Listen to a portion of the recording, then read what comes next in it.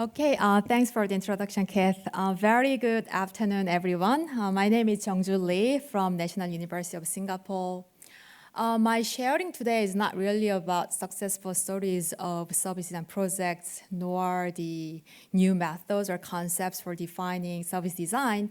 Instead, what I want to share today is some of my ongoing reflections by observing how service design is understood and adopted by various organizations, including government, industry, and the social sectors, especially in Asian organizations. And I'm using a bit of this reflective, critical perspective and meta perspective to look at, okay, what is going on, and reflect on what we have been doing, perhaps what we could do a bit better in the future. So this is my sharing today. A bit of background of myself. Keith gave a very good introduction. So I studied service design and collaborative design in Finland, and there I had the opportunity to work with City of Helsinki and the public libraries and so on. And about 9 years ago, I moved to Singapore and joined the National University of Singapore. And as Keith said, I was privileged to work with several government agencies in Singapore, and I did a similar thing with private sector companies to help their human-centered service innovation and also human-centered digital transformation. And I was quite lucky because when I moved there about 2014, 2015, there is a time when a few government agencies are really showed interest in trying out service design and design thinking for what they're doing. So I had this amazing chance to work with them. So over the past decade, as we have observed, the service design as a discipline and as a practice really grew and also started to travel different parts of the world. And being located in Asia, I was able to observe there's really rising interest in service design by Asian organizations across different sectors, and the awareness and the interest was really increasing, and we've seen there were new education programs focusing on service design. I think in here in Hong Kong, PolyU, smart service design is a great example. And you know, one of the largest professional service design community called Service Design Network, around 47 chapters around the world, 10 chapters are in Asia. So we see really the growing interest in Asian countries. The service design, is originally developed by what we call the global nerds, right? Those renowned design agencies like Engine, LiveWork, they develop the methods and the tools and the processes, and and also those the knowledge is transferred through the books, and all those methods like customer journey maps and service blueprint, they're also all developed in those North America and the European countries. And here I don't really think this is really like Western versus the Eastern thing. But I am using this service design developed in Western culture, adopted in Asian country to make my point salient here. And this way of adoption was effective in a sense that the methods as a commodity of service design what made the complex practice of service design understandable and portable enough to meet the wider audience of the Asian countries. But there we also saw the limitations in this way of adoption, and there are also some critical voice on issues in power structure here, and there is also critical voice like, is this a new form of design colonization in this way, adopting service design in Asian countries? So this is the reflection that I want to invite you to today. So I'm going to unfold these reflections by explaining what service actually means of service design. The concept of service and all the notions of service actually developed from the Western economic structure and the service industries. So those concepts like service industry values and service excellence models, and what service means and the values are actually to support what service means in the Eurocentric and Western market, the economy and service industries there. And the methods were also developed to support those values and the service, concept of service that makes sense in that Eurocentric, dominant Western economy. And when those methods are adopted in different parts of the world, like this, this is the two pictures, and the picture in the left is the picture that I took of the people from the government in Finland making the customer journey map. And the picture in the right is the Korean government people doing the customer journey map. And I don't see, besides the people attending, I don't really see the differences here. So when those methods are adopted like this, the values or the concept or the logic of service embedded in the methods are imposed to the method user without they notice or not, because the methods are never value neutral. And the adoption of such methods without sensitivity, a blind adoption of methods might hinder us really from thinking through what service actually means in our own social cultural context. And it also hinders us from thinking through, okay, what is really the indigenous values that we want to achieve through service design and service innovation projects. And we are actually have wonderful cases of what are the values we want to achieve in service in different parts of Asia, and in some cases. For example, this omotenashi is a wonderful example. In Japan, this is the concept derived from the tea ceremony in Japan, and it's the meaning of hospitality and the mindfulness where the host and the guest, their values are aligned together. So this is really the values that they try to achieve when enacting the service. And the service industries and hospitality industries, especially in Japan, now they are trying to get inspired and enact this value of omotenashi in their service excellence.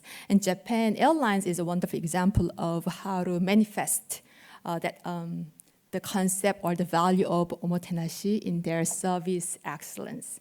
Not really like borrowing and learning the service excellence models from the West, the Eurocentric economy model.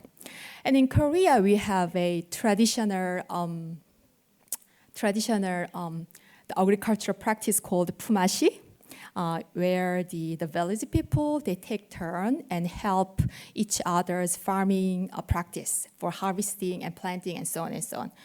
So this is really the true form of service exchange and value exchange and value co-creation and sharing economy, which existed for like several hundred years already. Before even the Airbnb studied sharing economy, or the Stephen Vargo wrote about the value co-creation concept. And nowadays, some of the public services and community-based services get inspired by this pumashi, the concept. And they are creating this sort of community-based children care model called Pumash Child Care, and so on and so on. We have this example, whereas we have this the phenomenon of blind adoption of service design methods. So here comes the first question for us to think of.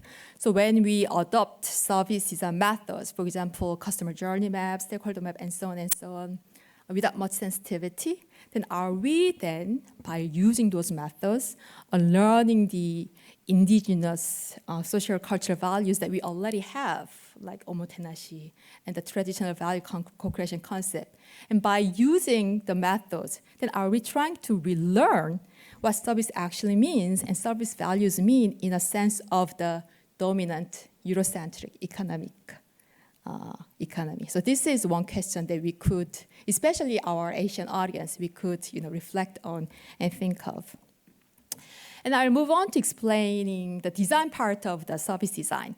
Service design in Asian organizations, and I think also globally, was especially popularly adopted by traditionally non-design sectors like government, healthcare, banks, and so on, because service design was conceived as an approach to embed customer-centered and iterative practices.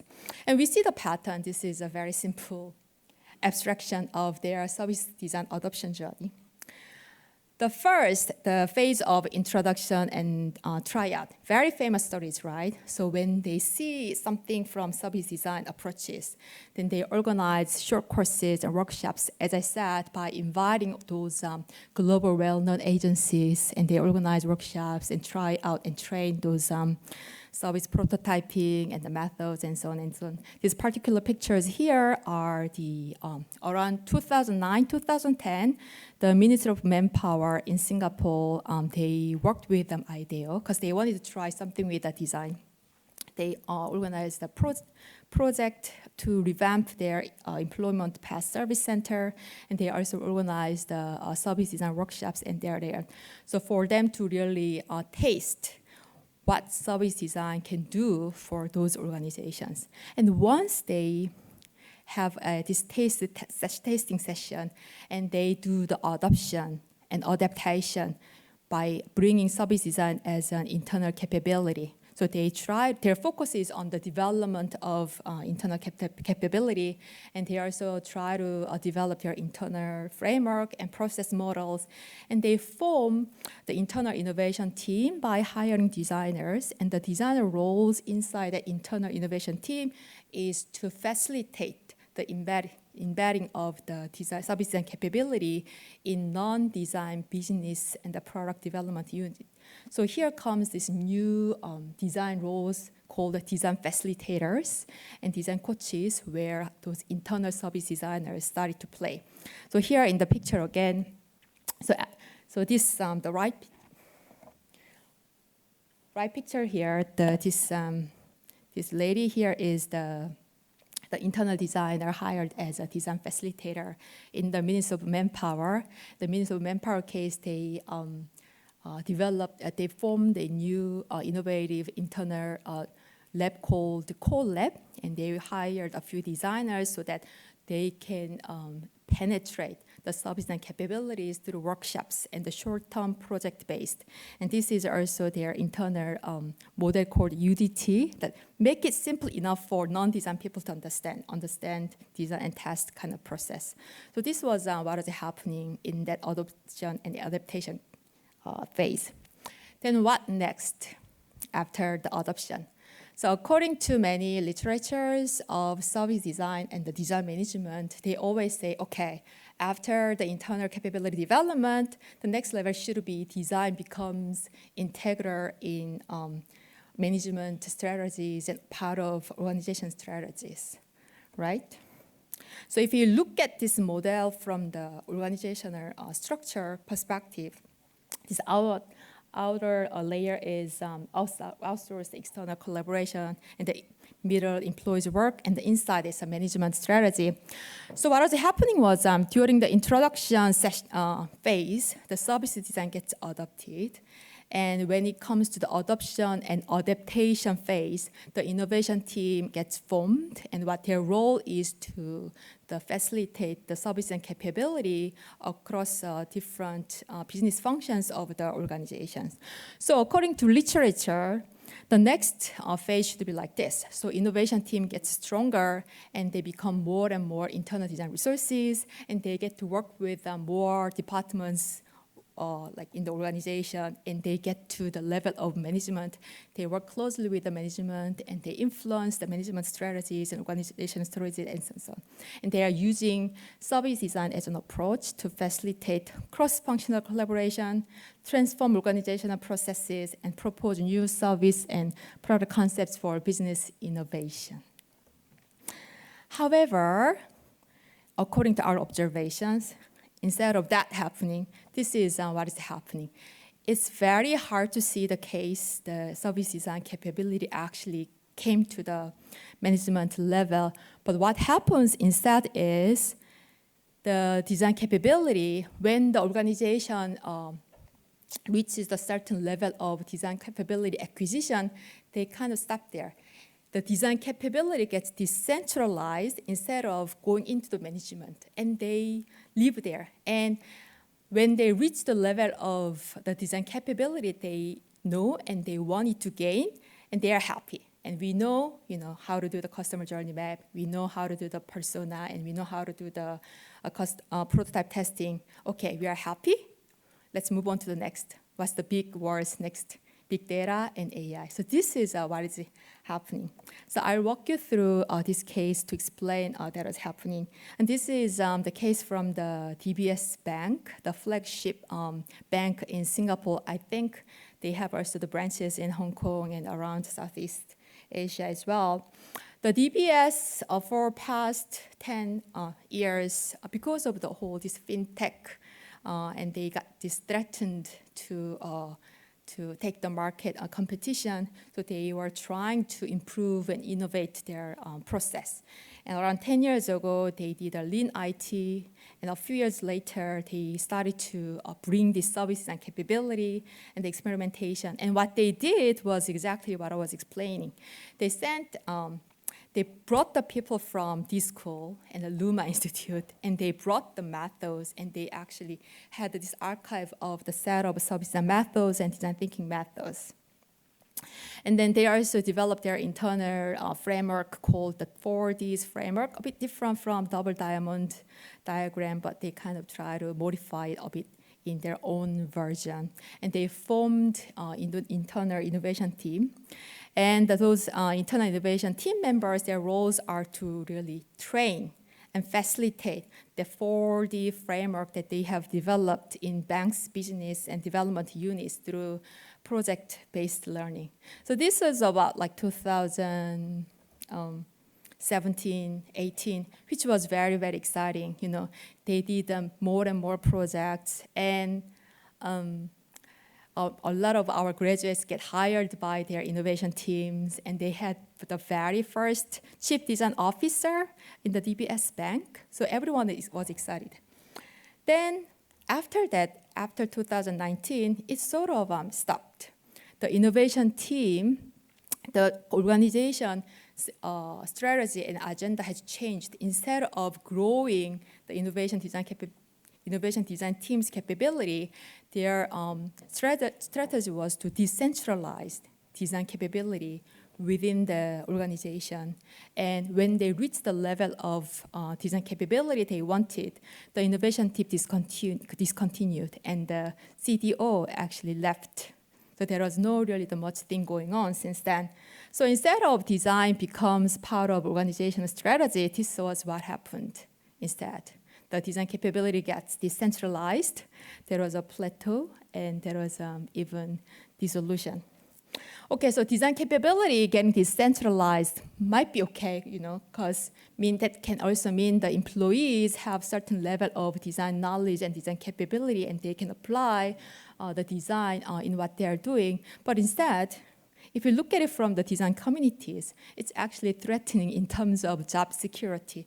So this graph, it kind of represents the hiring of internal designers and the external designers when going through this trajectory. You know, in this adoption and adaptation phase, there are many internal designers are hired, but when they get to the level of certain design capability, then they start to really decrease the number of designers, and only the senior service designers who can manage the overall process can remain, and the others are all moved and all left. And I think this is precisely what IDEO announced as the end of era of design thinking. This was really what was happening there. So we can think of a few reasons why this was happening. Instead of service design becomes even more and more important and even play a bigger role and systemic role in the organization. Why it stopped sort of there, and why it gets diffused and dissolved. The first reason might be their service design adoption was very pragmatic. So they looked at the service design, and they knew what they want, and once they got it, they sort of stopped. So pragmatic adoption is not necessarily a bad thing, but if that pragmatic adoption happened from the partial understanding of what service design, it can lead to the partial application of service design without really having the opportunity to fully benefit from service design. For example, in those cases, service design was used as a synonym to customer-centered process. You know, this the story of the blind and the elephant story, right? So those the people understand and use service design as if the blind touches the elephant. Oh, this is the UX design of digital services. Oh, this is business design. So there wasn't really the full comprehensive understanding of service design, but it was very pragmatic, but can be partial. The second reason might be the service design is inherently co-creative and participatory by involving different stakeholders and users in the process. So that co-creative and participatory practices might have a misunderstanding of everybody can design. So the organization, they try to democratize the design capability for non-designers instead of growing the internal design resources and design capability. The third reason is, of course, organizations in Asia are relatively fast-paced. And of course, this is pretty much the case for many organizations around the world. But comparatively, I think Asian organizations are also quite outcome-driven because they want to make a place in the market. So they don't really have no structure and the resource to wait for the system and organizational level transformation, which Daniela also mentioned in terms of endurance and so on and so on. And the organizations here also mean the funding parties in Asia as well. So those, as being in academia, whenever I hear this news about the EU fund in European countries on understanding like these designers' practices or community-based design and the social innovation design earning like 5-year, like 8-digit project, I was a bit envious because it was really hard to get sort of funding in Asia. And as a designer, for us to get that like 7-digit, 8-digit the funding, we always need to combine with digitalization or translation outputs or the technologies. So that was also the problem in academia and research institutes as well. And then overall, the design maturity in Asian organizations is not really there yet to perceive design as an organization strategy or transformative agenda. And still to many companies, design is about making. And we get to hear this sort of anecdotes as the quote here. There are some stories about service designers in IT companies in Korea.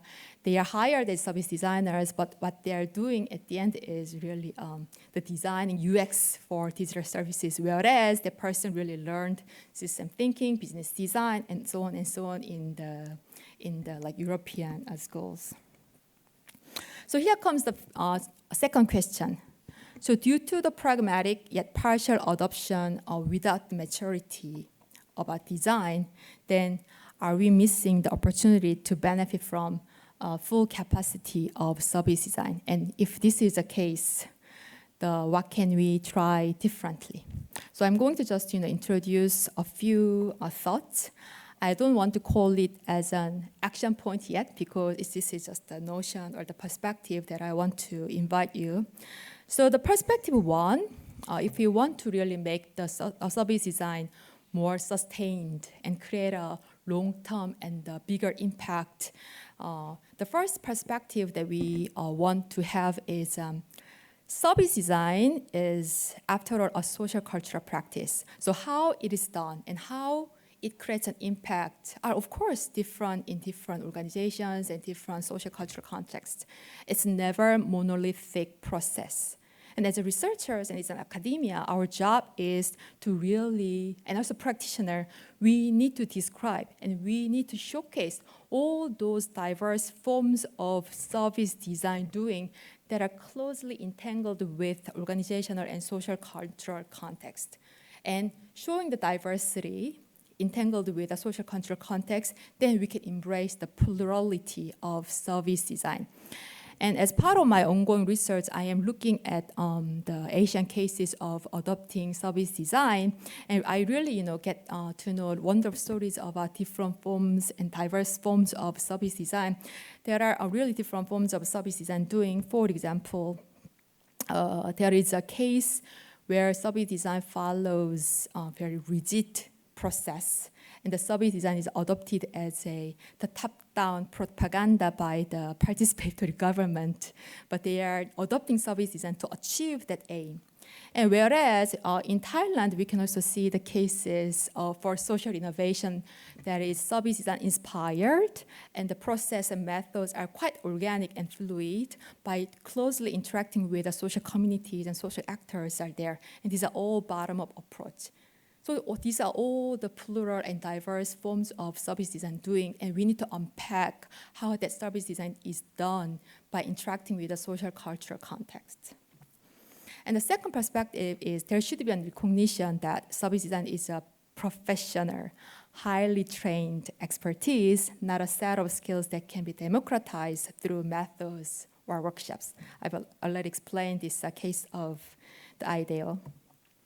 And there are actually the attempts globally to acknowledge service design as a really the special skill, special professional skill. For example, the Service Design Network, they started to this Service Design Network accreditation program as if these architects get licensed, right?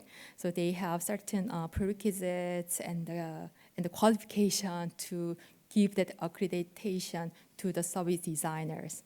And similarly and differently, in South Korea, they wanted to also make service design as a special practice. So what they tried was they developed service experience design national certificate test, which involve both practice test and also written test. You can see, what kind of questions, it comprises of. So there is actually, good and bad thing about this. The good thing is the government is really trying to make service design as a special practice.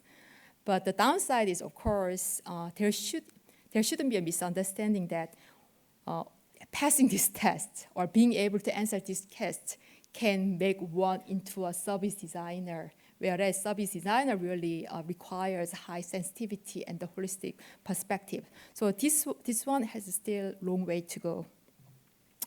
The third perspective is the management. The management in the organization should understand service design capacity different from UX design or design thinking, and they need to allocate appropriate resources, job roles, and structure.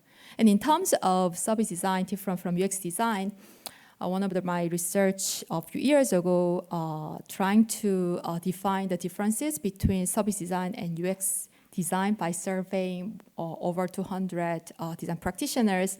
One thing that we learned is how service design is used in the organization. Service design, through the holistic perspective, informs what to design for UX designers. So that's one thing that can clarify the difference between UX design and service design.